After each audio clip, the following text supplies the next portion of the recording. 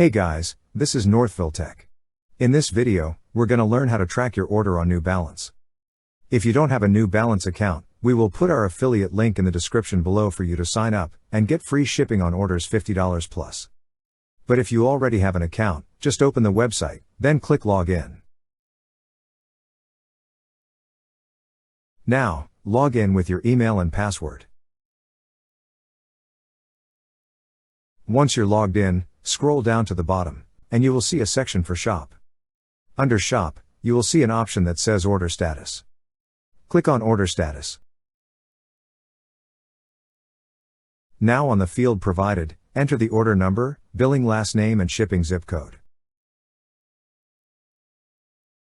Once entered, click on the Track Order button. That's how you track your order on New Balance.